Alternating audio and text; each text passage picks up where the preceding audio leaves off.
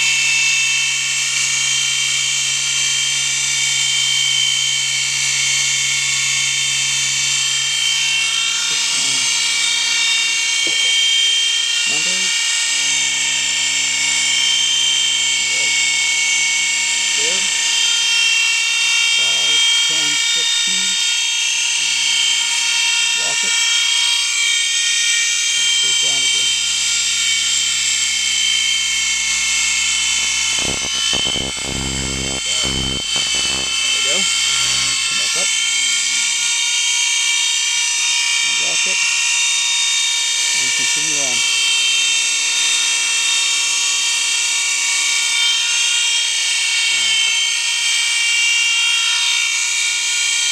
Take about 50. And continue on.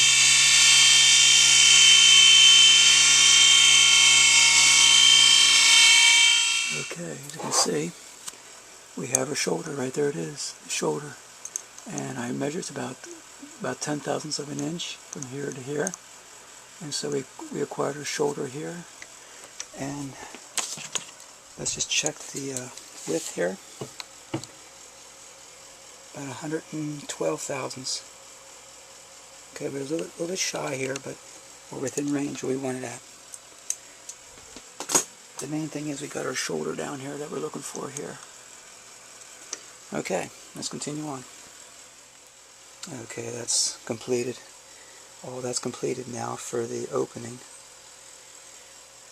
The next thing on the agenda is we have to rise the feet here. These are standoffs. And the reason for the standoffs is so that it will clear these ribs.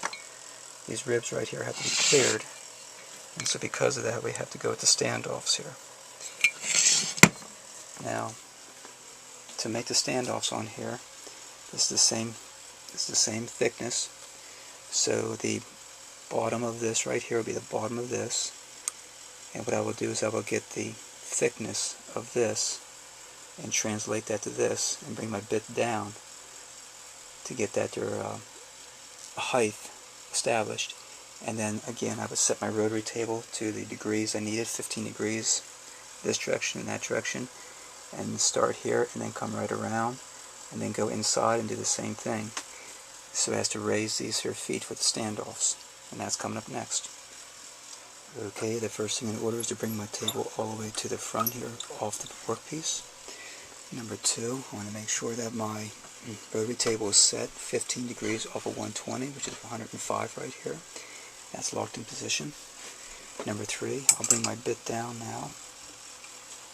I will touch off the top.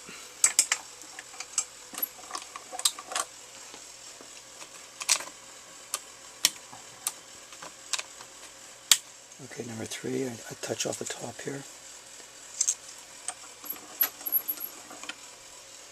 And that's 10 thousandths. Set my gauge here. 10 thousandths. Now I get the thickness. Get the thickness of this. The height of these standoffs are about 200 thousandths. So now bring this down 200 thousandths. That's the height of the standoffs. 100, 200. That establishes the height of the standoffs. Set my height gauge, my depth stop. And where that bit comes down at now is the height of the standoffs. And I'll be machining now all this to that height right there at the bit. And just a quick verification here.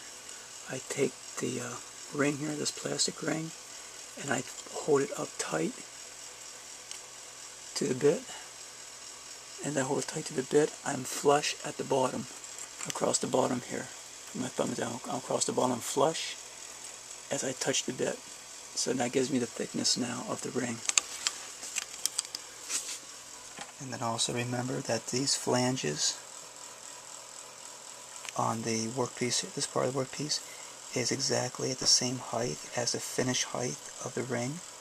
So I got to go all the way across, which means is I take my bit from the outside all the way into the inside as well. The whole outside and inside of this gets taken out to that height. Take it down about 10 thousandths for starters.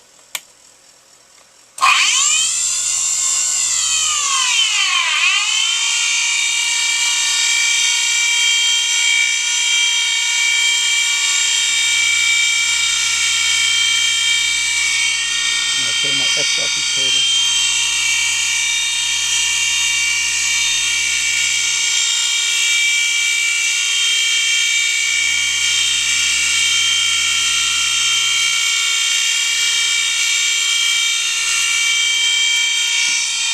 Drop another 10 out. Just a brush.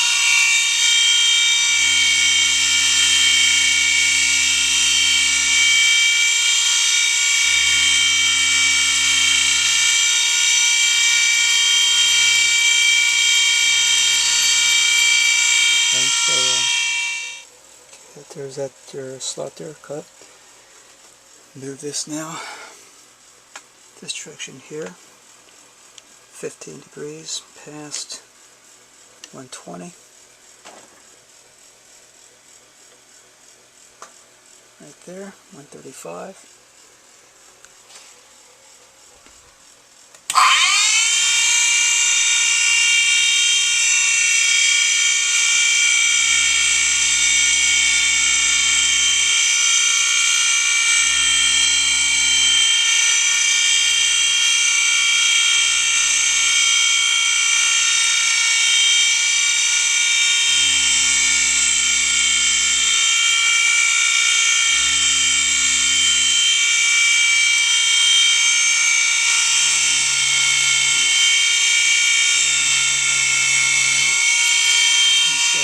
Okay, all that's accomplished to that point there. Now, I have the option of either doing conventional cutting or climb cutting because of how the workpiece is presented here. Now, what I'm thinking about is, if I were to do climb cutting, let's say from the outside here and come this direction here, turning my rotary table in a, it would be in a clockwise direction. If I go in a clockwise direction here, my bit is cut in this direction here, it's putting force against a part this way here. If I were to do that, I am now taking the force of the cutting bit against a part in a direction that would actually turn this to unscrew this to the left. But if I do regular conventional cutting and I start on the inside here and go around, the force of the bit is now turning against the part and causing the part to want to go this direction, which would be tighten it on the arbor. So the best way to approach this would be to do a conventional cut and to cut it from the inside coming out so that all the forces is coming against the workpiece in a clockwise direction, causing the workpiece to become tighter and tighter on the arbor instead of loosening it. And that's what I'm going to start doing next. So I got to get lined up here and I'll start doing the cutting now and to raise these standoffs now. I just wanted to share that little bit of tidbit there of which way to cut this now.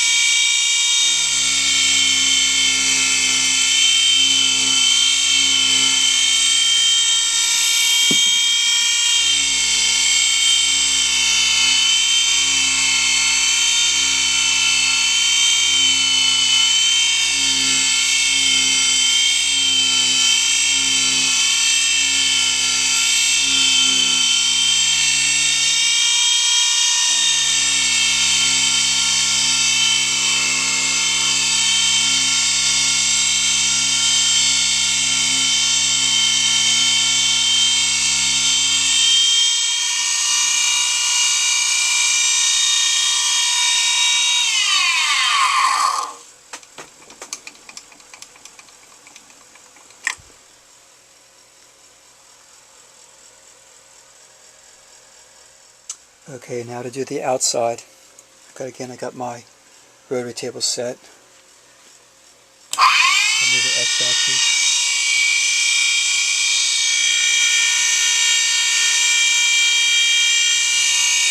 There.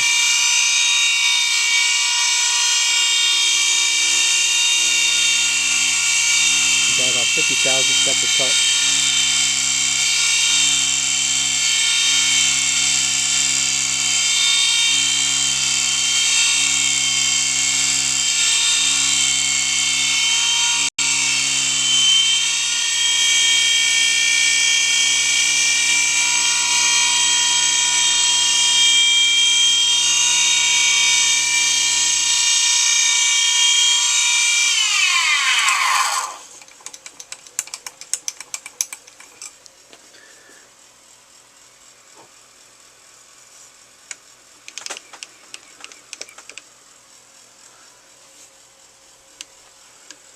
Okay, 2 more to do.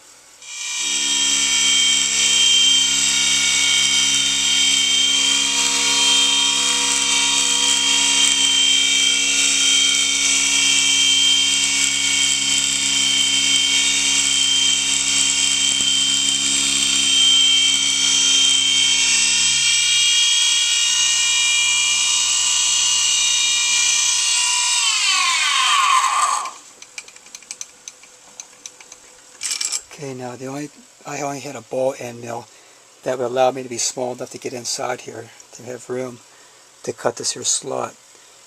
Now I located off the bottom of that ball end mill, so it leaves a little groove in there on the bottom. So what I'll do is I'll take a flat end mill now and cut off all these here high points, and that should get me down to the exact thickness I need now. Okay, I switched from ball end mill into the rubber flat end mill here. I take a measurement here on my calipers. I'm looking at about 95 thousandths of an inch of thickness here on the ring. On the plastic one, we're looking at about,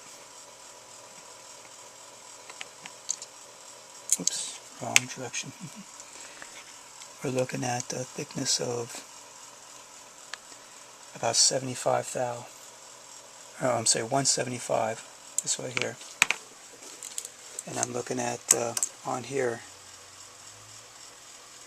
I'm looking at about 210 in that range there. I'm going to take a better check on this here, but what I'm going to do is I'm going to take it down to this size here of thickness of the ring, and I think by taking these grooves off, it's going to take it down to that thickness that I need it at. So that's what I'm going to do now. I'm going to go ahead and take the flat end mill now and clear off all these here high points to get it down to the proper thickness now. Okay, this thickness is 200 thousandths, and this thickness here is 175. So I can take about 25 thousandths off here, but I'm going to take a little bit at a time. So I touched off on the end mill down to here, and so I'll now drop this down about 20 thousandths. I'll make it. Now I'll come down 15 and try there first. See how that works.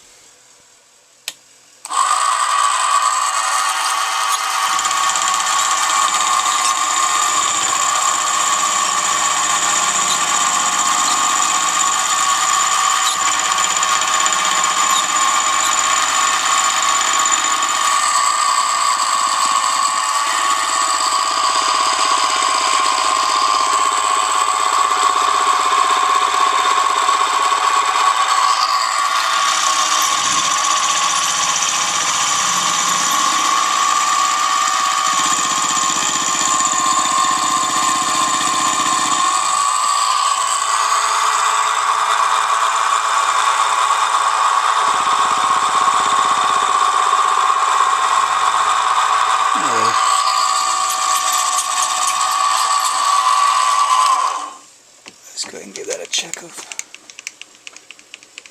measurement. Let's see where we're at.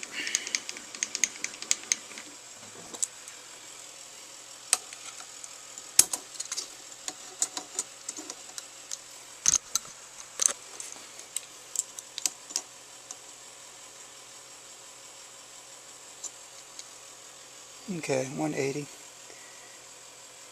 I'm within 5 thousandths range. Okay, that's working good. I'll continue on with the rest of them now.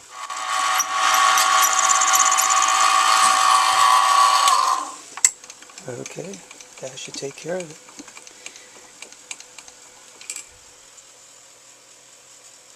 Standoffs can be taken care of by filing later on. But I think all the milling is done now for the flange. Let me just check a little bit here on the groove to see if I need to widen this groove a little bit or not. I'll check over here. Put everything together here with this. Okay, looking at this here, we're close to about 275, 280. I got here about 210. And so I'll go ahead and take some off of here now, off the outside here, inside groove, put on the outside flange here to get that pretty close to the original here, because I do need that clearance in order to clear that there ribs on the wheel itself. Okay, so I'll change my bit and I'll go back in here and mill this out to get that the proper width of that slot. Okay, I'll move my x-axis until I'm touching. Okay, now that I'm touching here, I'll move this over that 65 thousandths.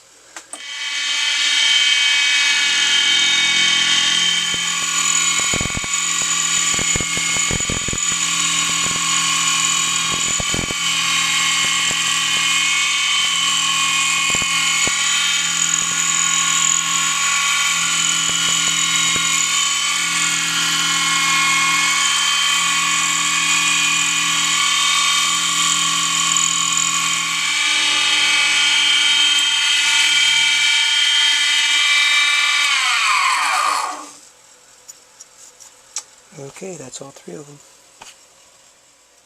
I would say that concludes all the milling that's necessary on the rotary table. So what I'll do is I'll take it out of the vise first, just in case I have to put it back on. I can always put it back in the vise again and tighten it back up. So that's what I'm going to do next here now and see what it looks like.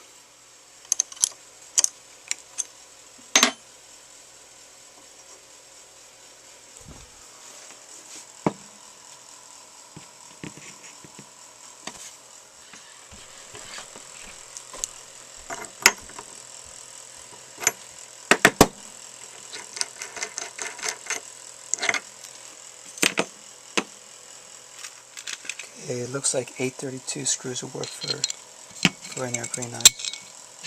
So what I'll do is I will take this to my drill press now and I will drill and tap to use the 832 threads. The thread onto these here screws onto here.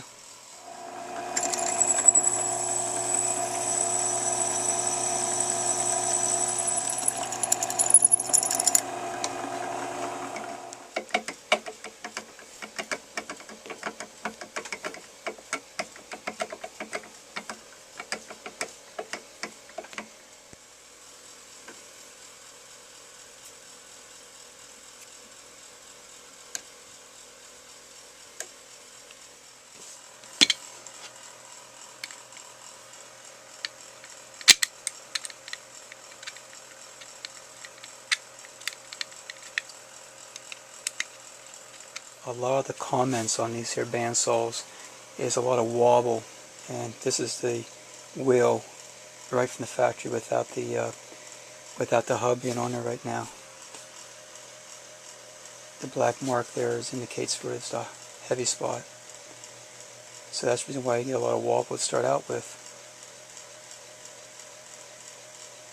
Okay, now I'll go ahead and put this back on there again, and then the next thing will be to start getting the tooling made to make the cogs for this. That's coming up next. Okay, there it is to this point here. You see the standoffs there.